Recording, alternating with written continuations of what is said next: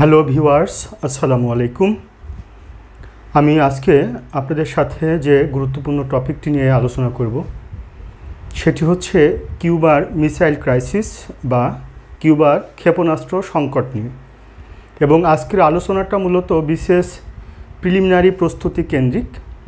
এবং আজকের আলোচনা থেকে ইতোপূর্বে বিশেষ পরীক্ষায় 2-3টা প্রশ্ন এসেছে এবং পরবর্তী বিসিএসেও এই আলোচনা থেকে প্রশ্ন আসার সমূহ সম্ভাবনা রয়েছে।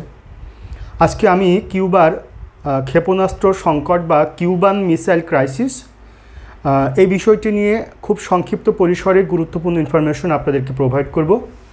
আজকের আলোচনায় আমরা জানব যে কিউবার ক্ষেপণাস্ত্র সংকট কী, এই ক্ষেপণাস্ত্র সংকট এর পটভূমি কী, ক্ষেপণাস্ত্র সংকটে ফিডেল ক্যাস্ট্রোর ভূমিকা কী ছিল এবং এই সংকটের সময় আমেরিকা এবং সোভিয়েতের সুপ্রিম লিডার বা আমেরিকার প্রেসিডেন্ট, সোভিয়েতের সুপ্রিম লিডার কারা ছিলেন এবং এই সংকট কোন সময় হয়েছিল, এই সংকটের ফলাফল কী ছিল। তো প্রথমে আমরা আলোচনা করব কিউবার ক্ষেপণাস্ত্র সংকটটি কী।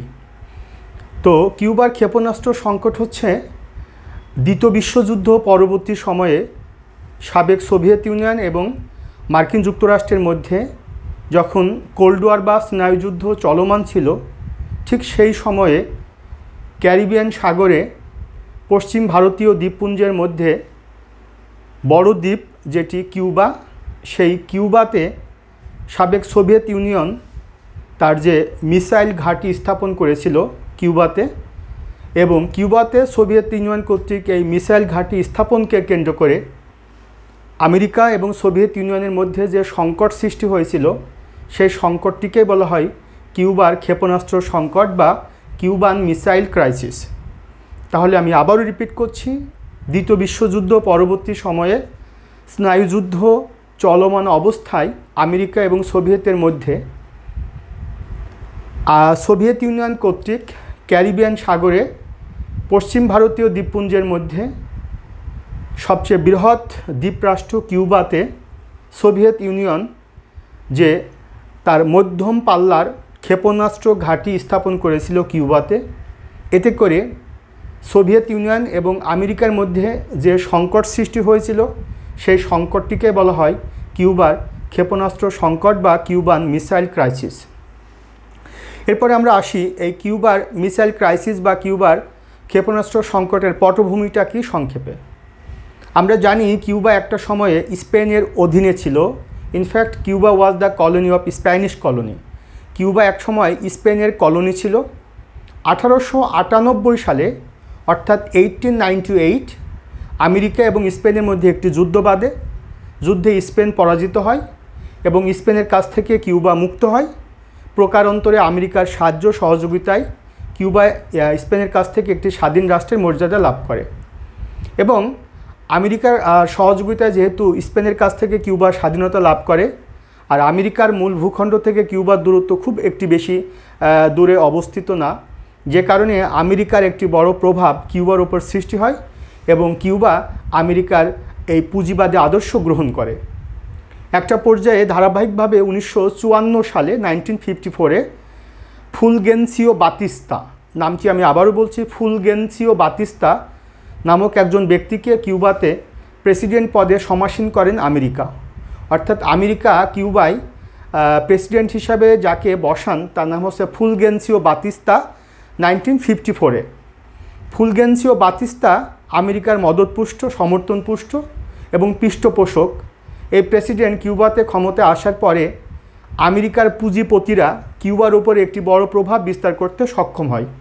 বিশেষ করে কিউবার কফি ইন্ডাস্ট্রিতে, কিউবার যে আখ ইন্ডাস্ট্রিতে, তারপরে কিউবার অন্যান্য ইন্ডাস্ট্রিতে আমেরিকার পুঁজিপতিরা বড় একটি প্রভাব বিস্তার করতে সক্ষম হয় এবং এই ফুলগেন্সিও বাতিস্তা আমেরিকার একটি তাবেদার সরকারে পরিণত হয়, ফুলগেন্সিও বাতিস্তার সরকার।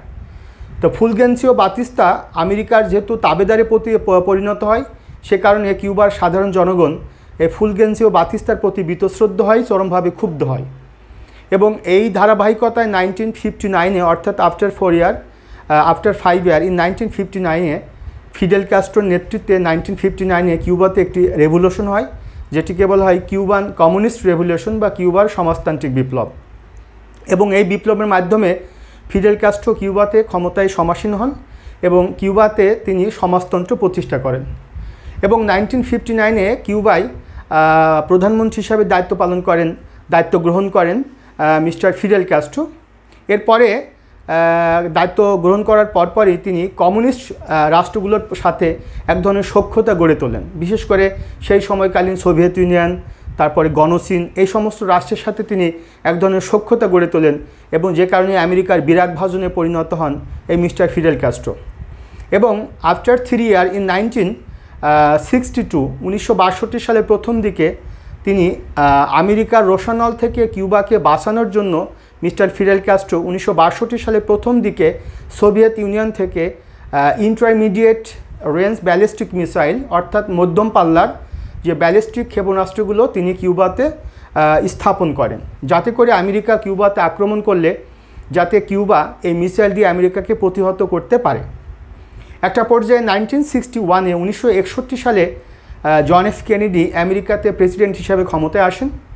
আসার পরে তার বিভিন্ন গোয়েন্দা সংস্থা তাকে জানান যে সোভিয়েত ইউনিয়নের সাহায্য সহযোগিতায় কিউবাতে ক্ষেপণাস্ত্র ঘাঁটি স্থাপন করেছে ফিডেল ক্যাস্ট্রো। তখন জন এফ কেনেডি ফিডেল ক্যাস্ট্রোর প্রতি চরম বীতশ্রদ্ধ হন, ক্ষুব্ধ হন এবং একটা পর্যায়ে গুপ্তচর বিমানের মাধ্যমে ফিডেল ক্যাস্ট্রো সরকার জানতে পারে যে সোভিয়েত ইউনিয়ন কিউবাতে মিসাইল ঘাঁটি স্থাপন করেছে এবং আমেরিকার দিকে তাক করে। একটা পর্যায়ে তখন আমেরিকার সিআইএ সেন্ট্রাল ইন্টেলিজেন্স এজেন্সির 1500 জন সৈন্য কিউবা অভিমুখে যাত্রা শুরু করে এবং ফিডেল ক্যাস্ট্রোকে ক্ষমতাচ্যুত করার জন্য, ফিডেল ক্যাস্ট্রোকে হত্যা করার জন্য তারা কিউবা অভিমুখে যাত্রা শুরু করে। একটা পর্যায়ে কিউবাতে পৌঁছার আগেই কিউবান বাহিনী এই সিআইএর 1500 সৈন্যকে পরাজিত করে।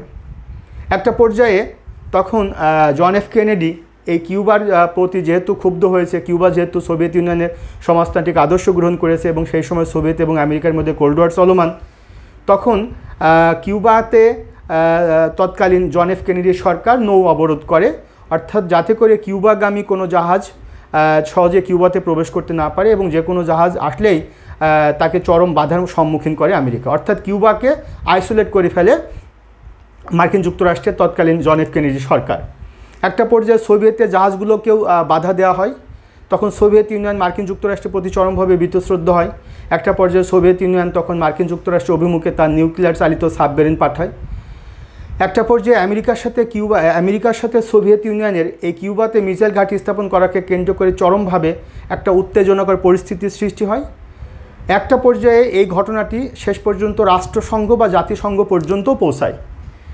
শেষ পর্যন্ত কোনো সুরাহা না হওয়ার প্রেক্ষিতে 1962 সালের 27 অক্টোবর তখন সোভিয়েত ইউনিয়নের ফার্স্ট সেক্রেটারি কমিউনিস্ট পার্টির মিস্টার নিকিতা ক্রুশ্চেভ তিনি আমেরিকান প্রেসিডেন্ট জন এফ কেনেডির প্রতি একটি বার্তা দেন। সেটি হচ্ছে যে আমেরিকা যদি কিউবাকে আক্রমণ না করে, নাম্বার 1, নাম্বার 2 হচ্ছে যে আমেরিকা যদি কিউবা থেকে তার নৌ অবরোধ তুলে নেয়, নাম্বার 2, নাম্বার 3 হচ্ছে আমেরিকা ইটালিতে এবং টার্কিতে যে ক্ষেপণাস্ত্র ঘাঁটি স্থাপন করেছে সোভিয়েত ইউনিয়নের দিকে তাক করে, সেই ক্ষেপণাস্ত্র যদি সে তুলে নেয় তাহলে কিউবা থেকে সোভিয়েত ইউনিয়ন তার ক্ষেপণাস্ত্র ঘাঁটি তুলে নেবে।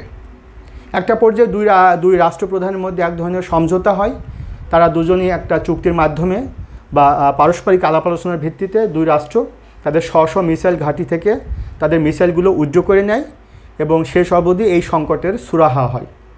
এবং এর পরবর্তী সময় 1963 সালের 20 জুন অর্থাৎ 1963 অন 20th জুন দুই রাষ্ট্রের মধ্যে এক ধরনের যোগাযোগ ব্যবস্থা প্রতিষ্ঠিত হয়, ইতিহাসে যেটিকে বলা হয় হটলাইন।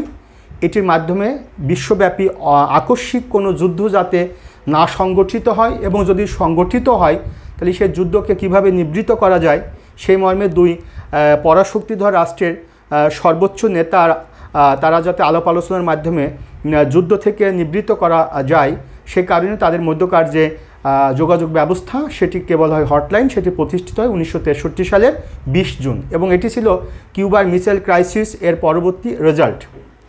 তাহলে কিউবার মিসাইল ক্রাইসিস এর সময়কাল কতদিন ছিল?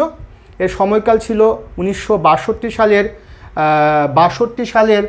16 অক্টোবর থেকে 29 অক্টোবর অর্থাৎ 13 দিন এই সংকটটি চলছিল। এবং এই সময়ে দুইটি রাষ্ট্রের অর্থাৎ সোভিয়েত ইউনিয়নের সুপ্রিম লিডার যাকে বলা হয় সোভিয়েত কমিউনিস্ট পার্টির ফার্স্ট সেক্রেটারি ছিলেন মিস্টার নিকিতা ক্রুশ্চেভ এবং আমেরিকার প্রেসিডেন্ট ছিলেন John F Kennedy. Specially mention that in 27 BCS preliminary টেস্টে এই প্রশ্নটি এসেছিল যে কিউবার ক্ষেপণাস্ত্র সংকটকালীন আমেরিকার প্রেসিডেন্ট কে ছিলেন? John F Kennedy.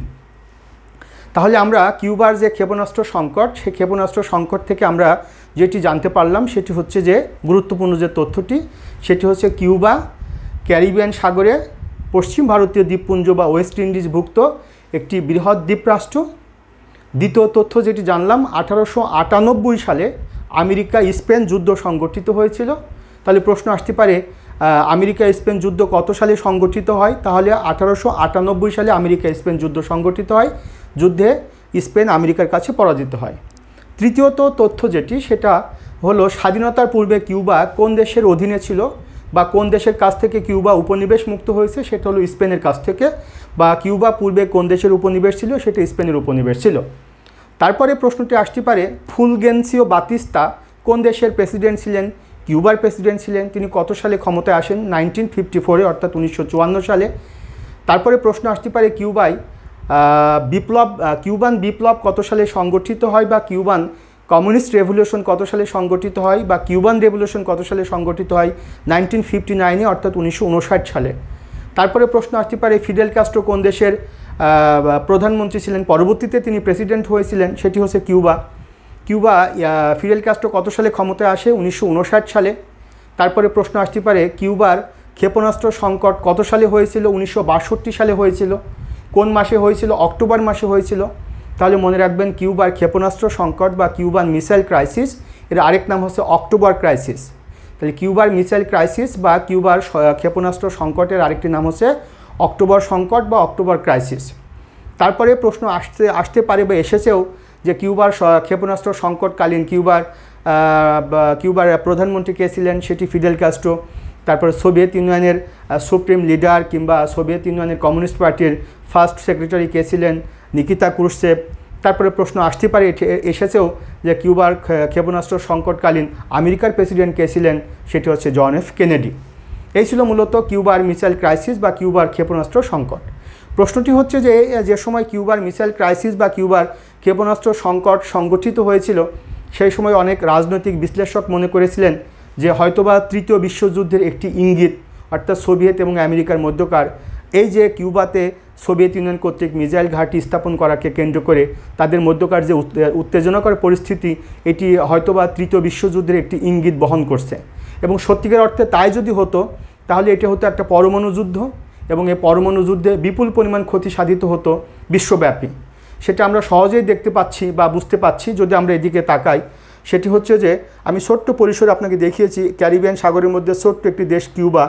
সে কিউবার পাশে রয়েছে আমেরিকার ফ্লোরিডা অঙ্গরাজ্য, তার পাশে রয়েছে সেটি হচ্ছে ওয়াশিংটন ডিসি, তার একটু পাশে রয়েছে সেটি হচ্ছে আমেরিকার নিউ ইয়র্ক।